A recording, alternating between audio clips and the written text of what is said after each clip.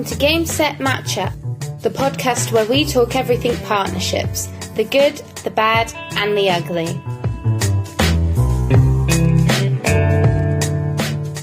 Hello everyone, I'm Carl Busby, your host of Game Set Matchup, the number one partnerships podcast, and we are back with another episode. So today I caught up with Andreea Daly, who is the director and software consultant at SaaSy Software. So Andreea is based in the UK, runs her own business, which helps non-profits and SMEs find the right software for their business. So we talk about how she ended up in this role and go into a bit more detail of exactly how she's actually helping companies find and use the right software for their needs.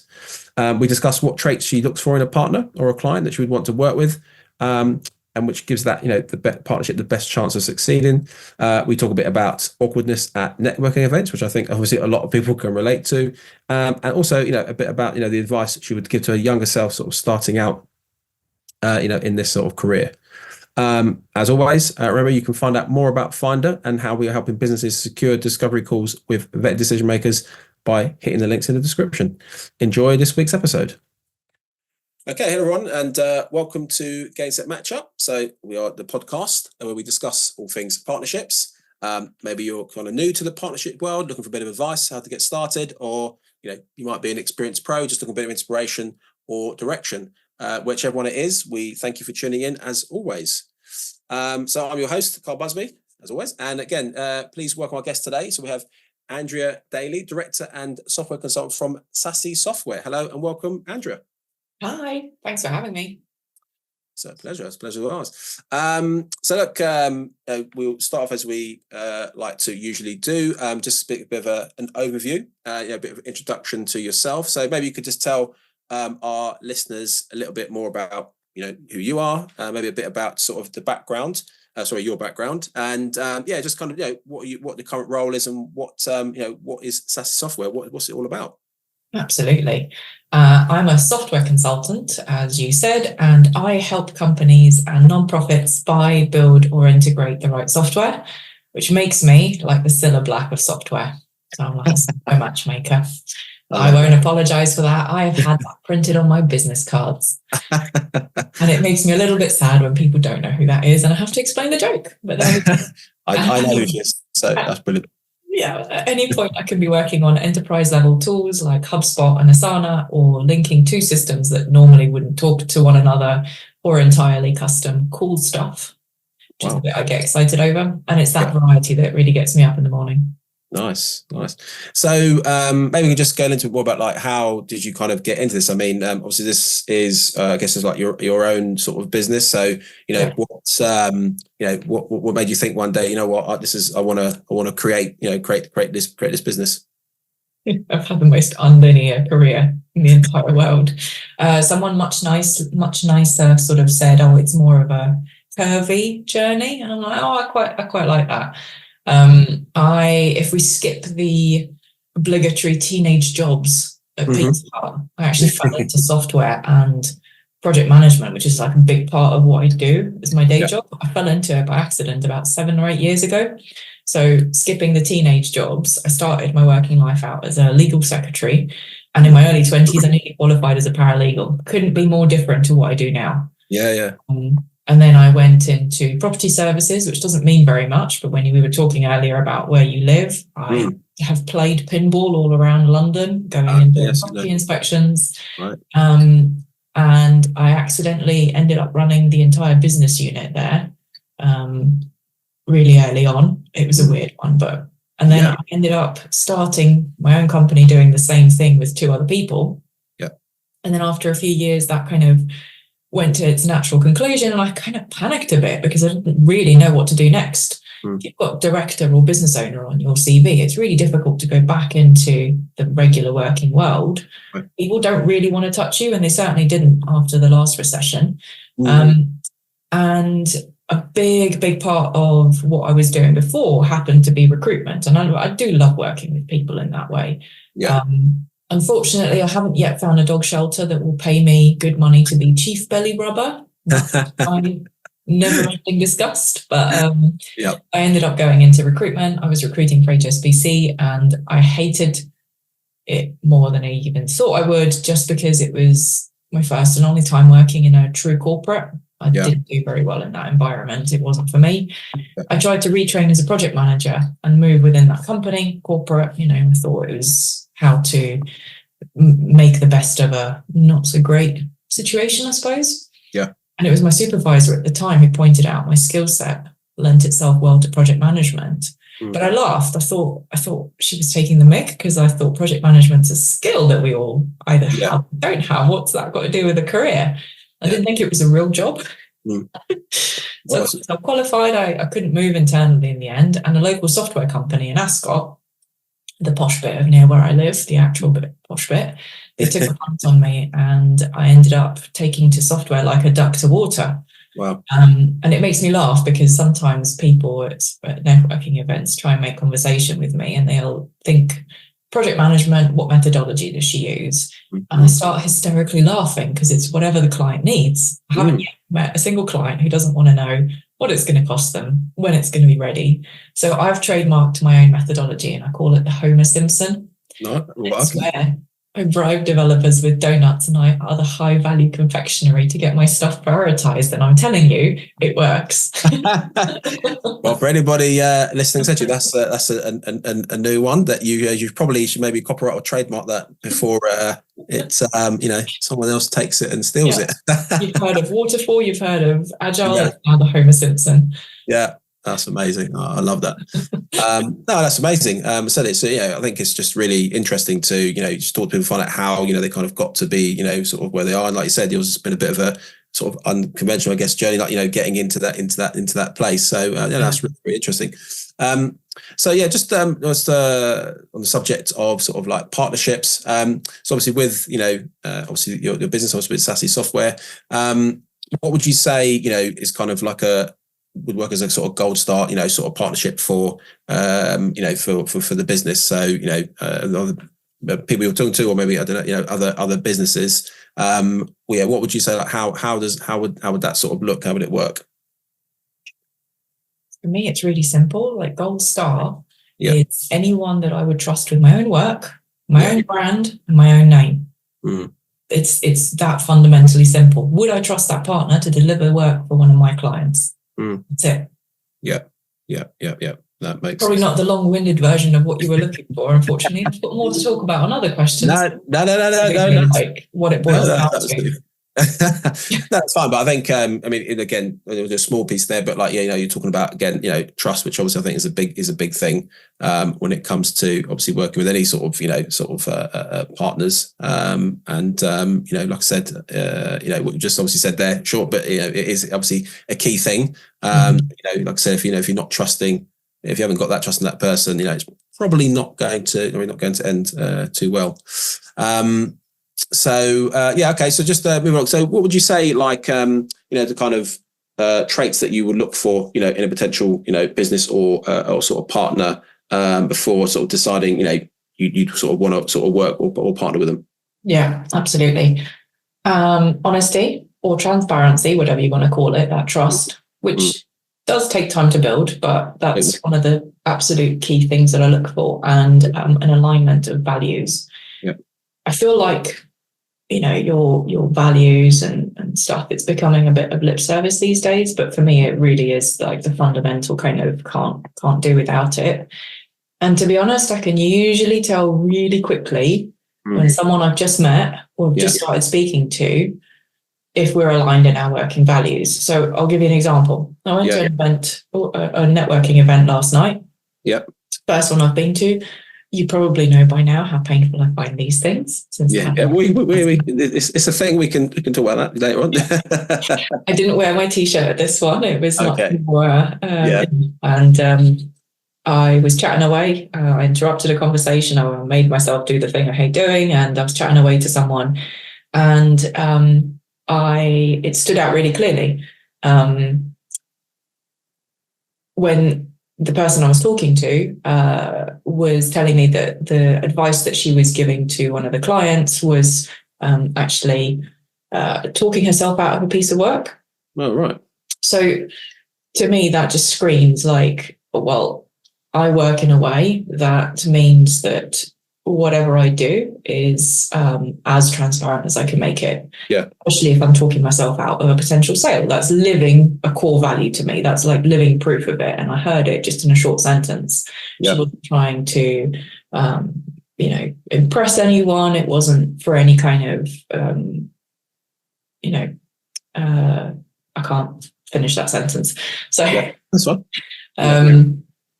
And another example, so Bart, he is one of my partners, a company called Digital Trading. About a year ago, he quickly became my work bestie. Basically, he's stuck with me now.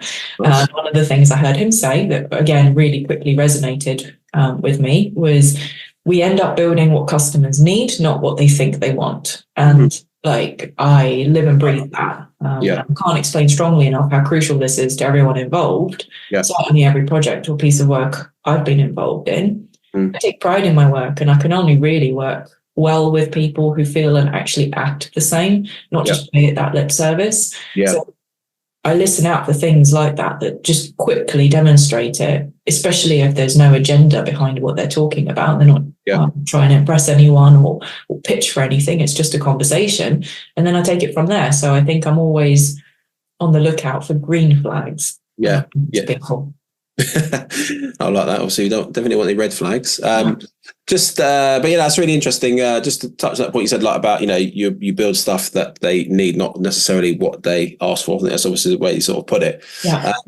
Just quickly on that, like how does that actually work? Because I can guess maybe some clients can be quite adamant. Oh, we want it to be work this way, and then does that cause any sort of like conflict? Like how do you manage that piece? Because obviously you obviously want to get the best product you can.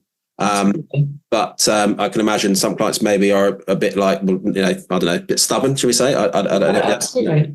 Yeah. Oh, I like that. That's a really good point. And there's definitely it's not even a trick to navigating that. And it boils down to what Bart and I quickly realized we work in a particular way. Not everyone does, especially in software. But it's very, very easy to take, especially a very clear brief. If a client has a really clear picture of something, it's so easy to go and build exactly what they're looking for. Yeah. But is it the right thing? Is it what they actually need? So what that comes down to for both of us and anyone else that I work with is we naturally take a step back and then we start problem solving. So for me, it's not about project management. I don't firefight, I problem solve. I don't like being in reactive jobs.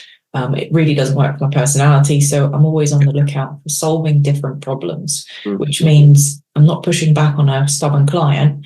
I'm asking, well, what problem are you looking to solve here? What about this one? So it's normally at least 3, 4, 5 questions underneath, and you're just trying to unpack that. And if they can see it, you see the light bulb moment go off. You're not trying to convince them of anything. At the end of the day, it can actually be a simpler problem. They might be overcomplicating their lives, and you might be, again, talking yourself out of a sale.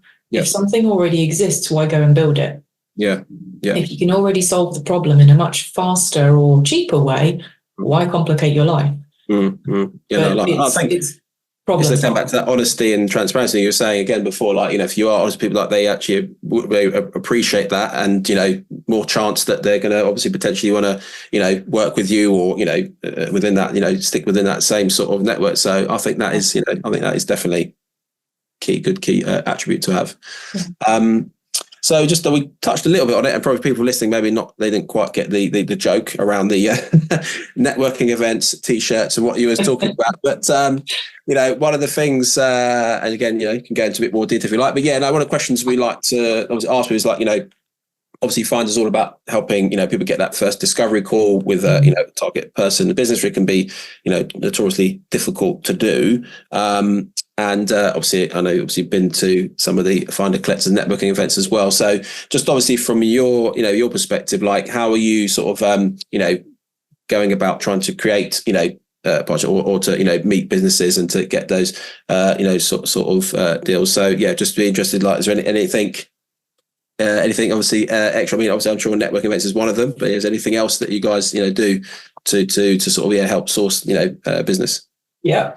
A lot of people tell me quite aggressively I'm really good at networking when they see me, but I find networking events incredibly awkward. So there's a real difference there. I can link. I think you're alone, by the way. Sorry, I don't think you're alone on that one.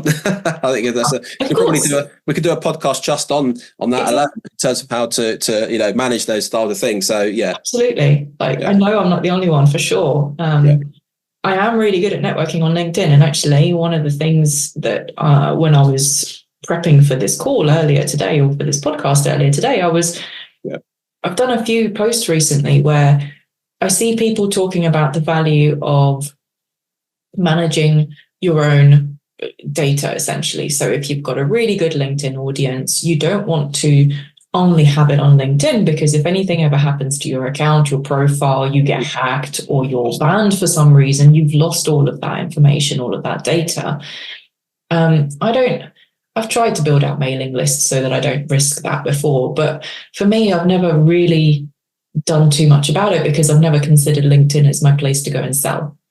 Actually, for me, it would be really, really crucial, because it's where I build every single one of these network relationships, really, and partnerships. That's where every single one has started. Yep. When I was doing the prep, that became like painfully obvious. Yeah. Which is an awesome way of networking, right? LinkedIn is the true networking platform. Love it or hate it, and I have a real love-hate relationship with it. Yeah. But that's how I approach it. So I actually think of it as tugging on a string. Pull on the string and see where it goes. So one of the examples I dug out earlier was, and I've got a few of these, but I had to be really specific with this one. So at an impact event last summer, which ended up being hosted at Cherry Pick offices. I don't know if anyone knows of the app, but it's a really awesome app. Yeah. Met this guy called Chris there. We started chatting. He was actively looking for his next role. We connected on LinkedIn because I'm with a background in recruitment. I wanted to at least somehow try and help with the job search in case I knew anyone, or send him some links. I find it, if I see posts, I like tagging people in them and stuff. And then we've stayed in touch. A few weeks or months later, he sent me a link for a Slack group that I reluctantly joined. Okay. Actually, it's turned out to be one of the most engaged and interesting ones that I've ever joined, and I'm the only one I'm still part of. Okay. And through that, I met a user experience designer called Michael. Really good egg. And since then, we had a virtual chat. We've had several conversations. We email regularly. We send introductions to each other. Yep. And we're now actively pitching for projects together. Wow. And it started with one networking event that I didn't particularly want to go to. Yeah. And it just sort of went from one to the next to the next. And it is just that, like, pull on the thread and see where it goes. Yeah, absolutely. And I realized that the last big proposal I did put together recently was made up of 3 of exactly those sorts of relationships, those partnerships. Every single one of those started somehow on LinkedIn and was one of these, like, pull the threads and see where it goes.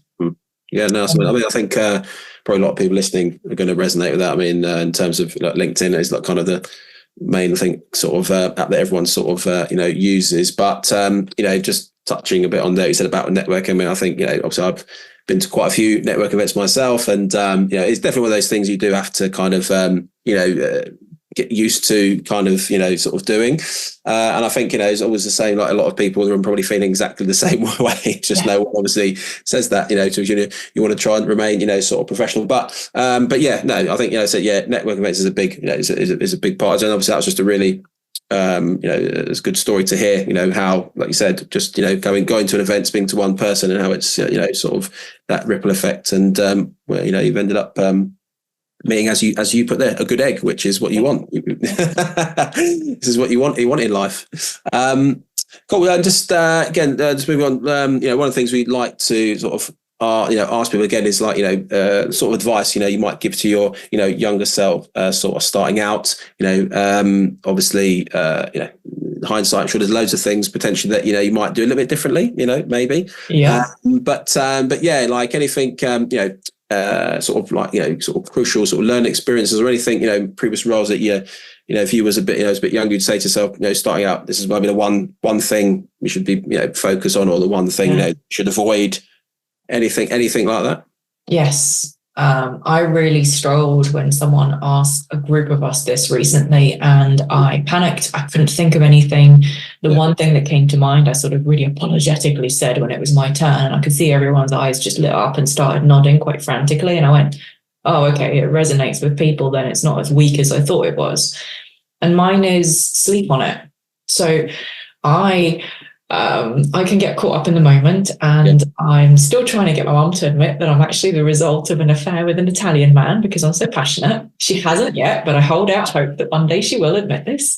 But because of that, I know that I can get quite caught up in things. And if it's quite a big thing, I don't want to just, act on something on an emotional knee-jerk reaction.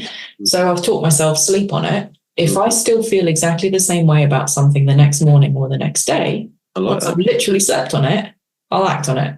And actually, that seems like a really little thing but I could see a lot of people did kind of resonate with that. And then if I'm allowed a second one, I would say listen to my gut, because I was taught, and it turns out very wrong, my gut is just an emotional reaction. I should ignore it.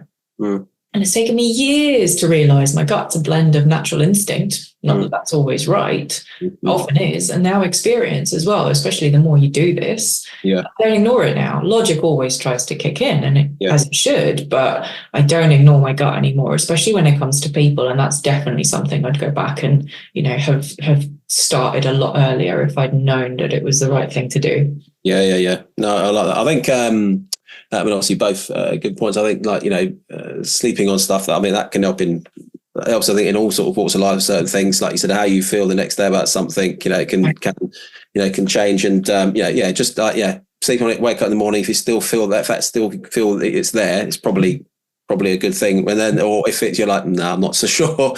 And maybe not. I mean, obviously, we're all human beings at the end of the day. You've got to make mistakes here and there, but yeah, no, I like that. Yeah, sleep on it, and like I said, just have a think before you pull the trigger. That was brilliant. And cool. Yeah, so just we also like to just touch on what this you think like sort of future holds for business. I mean, obviously lots going on in the world today. Obviously, some obviously, good, some not so good, shall we say. So having impacts, across all sorts of different sectors and stuff. I think obviously, for most people now, COVID's probably a distant memory, but, that obviously did, massively change the way that businesses and obviously all of us, kind of working. So, do you, for yourself and obviously with your business, what do you think, if there's going to, anything that might be, different, or that you think you'll be trying to do, I guess, differently, in the sort of future, whether it be, I don't know, it could be anything, using different tools, or I don't know, different, methodologies, maybe, the Homer Simpson one might change. I don't know.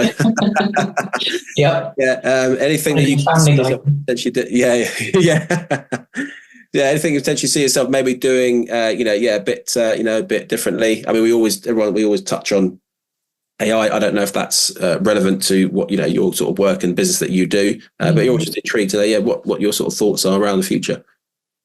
So apologies in advance if this ends up going a little bit too much in my world of software, but hopefully it makes sense, because most of us do use software in some sort of capacity every day, day in, day out, whether it's on our phone or on the PC for work. So I've actually seen a trend, and I do think that it ties in with partnerships quite nicely.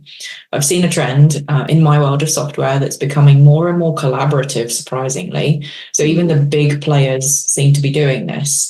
The importance of sharing data instead of siloing it, because that used to be, how you make the money and how you keep the customer in that one product that you've got. The importance of sharing that data, it just seems to be growing now, and large companies do seem to be bridging that gap between themselves through the likes of a native marketplace for integrations, similar to the app stores that we've got on our phones. So, for example, if you're using HubSpot and you want to, say, connect it to your Calendly or your Asana directly, there'll now be an app in the HubSpot marketplace to do that, that's been purposely built to link those two completely separate products. And it's usually at either zero or minimal additional cost. So it's literally to be bridging that gap. And normally, it used to be that a HubSpot, a company the size of HubSpot, wouldn't want you to be going outside of their ecosystem or their environment, because it's kind of, taking you away from that. To me, that feels like collaborative partnerships, mutually beneficial ones, and more importantly, ones that benefit the client and the end user. Now, in my tiny corner of the working world, that's exactly that cooperative kind of approach to how I deliver the work and who I partner to deliver that work with. I call it my nerd herd, the collective, cooperative network, whatever. Yep. But that only seems like it's echoing what feels like the rest of the market's already kind of trending towards, which I think is a positive thing for users and clients, to be honest. Yep. And I feel like it boils down to partnerships for that client's benefit, which to me is a good thing. Yeah. Similar to, collaborations in music that became really popular a decade ago or so. Yeah. I feel like we're seeing that in business now. And if you collaborate or partner with a non-competing brand, I know it's oversimplifying it, but you're then doubling your audience and your reach, and that's what it kind of boils down to. Yeah. I'm not going to touch the AI rabbit hole though, because all I'm going to say on that is the way the internet literally transformed everything we do day to day. AI will do the same over the next couple of decades. It's not a matter of if, it's when and how. And I'm not touching any more of that because it's too tempting. I think you're probably making the right decision there. It's we would probably end up going down many rabbit holes, but I really liked we said there about the sort of bigger brands and like you said that collaboration. It's happened kind of a lot of big businesses are now more prepared to join or merge or work with other companies because I think they just realised that rather than trying to be like you said, let's just keep it all in itself, and that if it's done properly and done the right way, it can just you can obviously grow the business, grow market share, and everything else. So, and not to plug the Finder events too much, but one of the things that I learned at the panels, in fact, the very first one I went to, is when those big players do approach the partnerships, it's got to be for the right reasons and for mutually beneficial reasons, not just let's make more money, because that's not the solution, and that shouldn't be the goal either. Yep. And I think that when they are done like that, that definitely benefits them and their customers in a good way, for sure. I love that. And by the way, plug away. We don't have a problem with that. It's not a problem. Come along, they're really good. Well, actually, the things that I did learn at all these panel events is even though I don't consider myself as having a formal partnership offering in place, because I don't try and sell anything through it, but it's how I deliver my work, and it's really key to me. So what I learned really quickly is I already approach every single one of my working relationships in the same ethos that this partnership in a positive way is approached, which I think can only ever be a good thing. And I know a lot of people work in that way as well. So it doesn't just mean that you have a one-page partnership offering that you can sell to people. It's not that simple. And you can still learn a lot and put a lot into place by taking that approach, for sure. Yeah. I love that. Listen, obviously it's been fantastic. I'd love to catch them all. We've come to the end, so we do need to wrap up. But I just want to say, look, thoroughly enjoyed our chat. It made me laugh as well, which is always good to mix things up. And like I said, look, just really appreciate you coming on, sharing your experiences, and good luck with everything. Thank you very much for having me. It's been a pleasure. All right, thanks very much. Thanks for joining this week's Game Set Matchup. Tune in to hear more about the need to knows and the do's and don'ts when it comes to creating successful business partnerships.